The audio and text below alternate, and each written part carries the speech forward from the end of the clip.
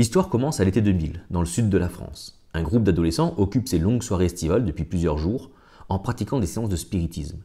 Chaque soir, le groupe se réunit dans un champ en friche entre deux blocs d'HLM, ramenant avec lui une planche de bois, un verre et un ensemble de petits bouts de carton sur lesquels sont représentées les lettres de l'alphabet, les chiffres de 0 à 9 et deux étiquettes avec inscrit oui sur l'une et non sur l'autre. C'est ce que l'on appelle le Ouija ou le Ouija. Les lettres et les chiffres sont répartis en cercle sur la planche de bois et les étiquettes oui et non sont placées au centre de celui-ci. Enfin, au milieu de ce dispositif, un verre est posé à l'envers. Chaque participant pose délicatement un doigt sur le bord du verre et l'un d'entre eux invoque les esprits. Après quelques invocations, le verre semble vouloir se déplacer. Puis il se déplace un peu plus et finit par faire des tours de plus en plus rapides dans le cercle. Les participants peinent même à suivre ces mouvements. Quelques doigts se détachent même parfois l'espace de quelques secondes. La vraie séance peut alors démarrer.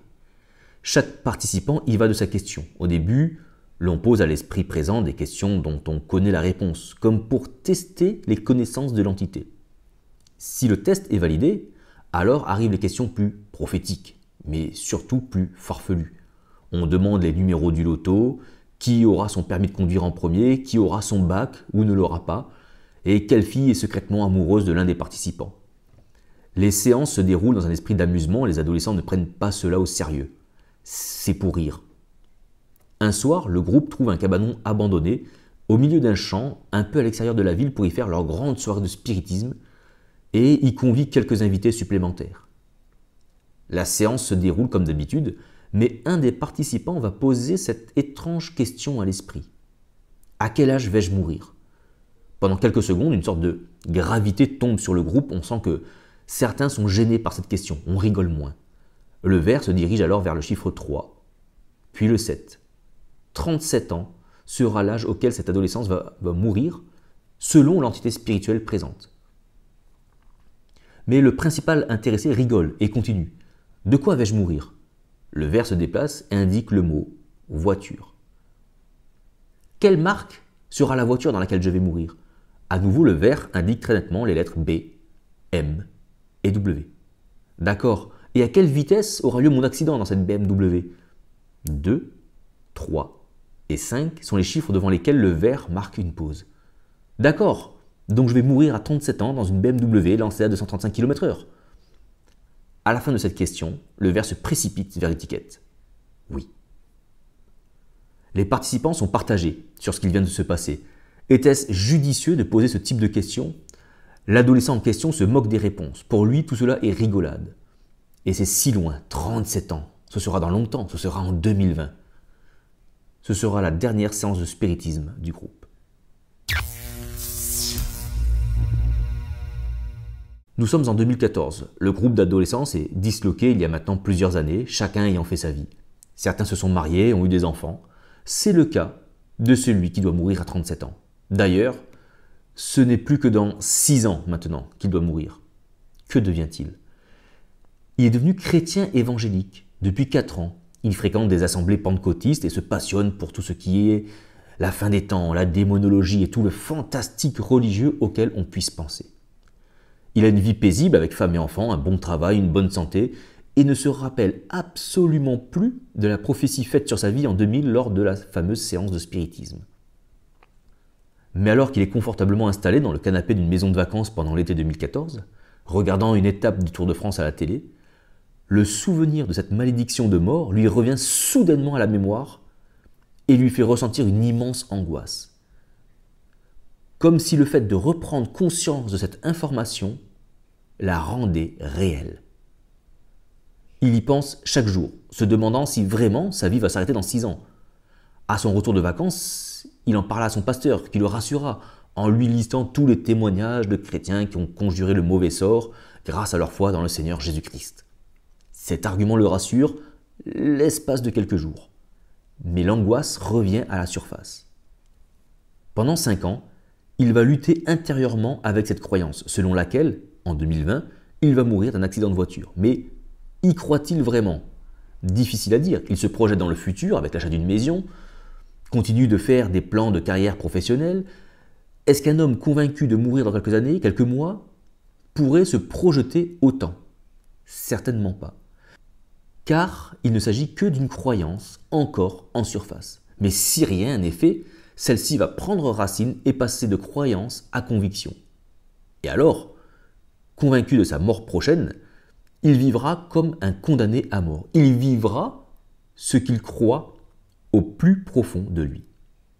Donc, que cette malédiction soit fondée ou pas, qu'elle soit d'origine démoniaque ou le fruit d'une mauvaise blague faite par ses amis en 2000, le résultat est le même.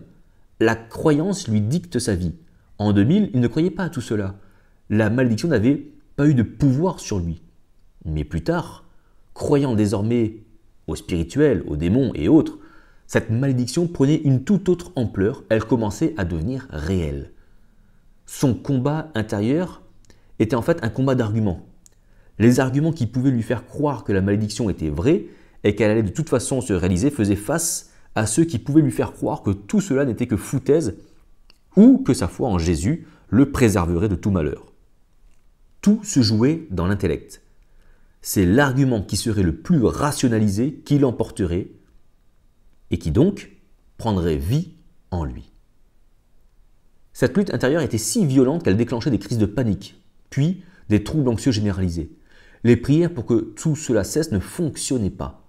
Il s'était résigné à attendre la date fatidique et voir ce qu'il se passerait. Là, il serait fixé et tout prendrait fin, d'une façon ou d'une autre. En 2019, un an avant sa possible mort tragique, il se demanda si sa foi était réelle. Pourquoi Dieu ne le délivrait pas de sa torpeur? Et si ses croyances en Dieu étaient fausses? Ou pire, complètement vaines? Il commença à remettre toute sa foi en question et était au bord de l'abandonner totalement. Mais il se souvint qu'un ancien pasteur évangélique qu'il écoutait dans le passé a raconté avoir découvert une sorte de méditation, de prière intérieure qui menait à la paix. Au point où il en était, il s'intéressa à cette pratique spirituelle que cet ancien pasteur nommait intériorité. Quel risque prendrait-il à l'essayer? Si cela fonctionne, tant mieux. Sinon, il abandonnait sa foi, car au final, il faisait reposer sur sa foi tous les malheurs qu'il vivait. Et j'étais tellement mieux avant d'être chrétien. Je n'avais pas toutes ces croyances qui aujourd'hui m'empoisonnent la vie, disait-il. En octobre 2019, il s'inscrit donc à un séminaire de 5 jours durant lesquels il serait initié à cette pratique d'intériorité. Bien sûr, il n'a pas attendu le séminaire pour s'y essayer, mais en vain. Il avait besoin d'un coup de main pour cela. Lors de ce séminaire, il prit conscience d'une chose essentielle. Ce Dieu dans lequel il croyait non seulement était présent en lui, mais il était présent sans condition. Ce Dieu n'était pas présent en lui parce qu'il était chrétien, parce qu'il avait prononcé une prière de repentance il y a maintenant 10 ans, ou parce qu'il croyait en Dieu selon les bonnes doctrines. Non, Dieu est présent partout sans condition. Et croire en Dieu était en soi déjà un problème. Car l'on croit en Dieu selon une forme donnée, une doctrine transmise. Or, l'expérience de Dieu se fait dans l'abandon des croyances, de toute croyance sur n'importe quel sujet. Lorsqu'il comprit cela, qu'il comprit que pendant sa prière, il n'avait rien à attendre car tout était déjà là, et que s'il ne voyait pas Dieu en lui, c'est parce qu'il lui avait donné une forme que Dieu n'avait pas. Quand il comprit cela, il abandonna toute conviction, toute croyance. Et alors, il vit Dieu et il vit lui. Il vit que Dieu était lui et que lui était Dieu. Non pas qu'il se prie pour Dieu, comme on pourrait le comprendre, mais qu'il était lui-même une manifestation de Dieu et que Dieu était une manifestation de lui. Après cette expérience, son psychisme, son mental furent bouleversés.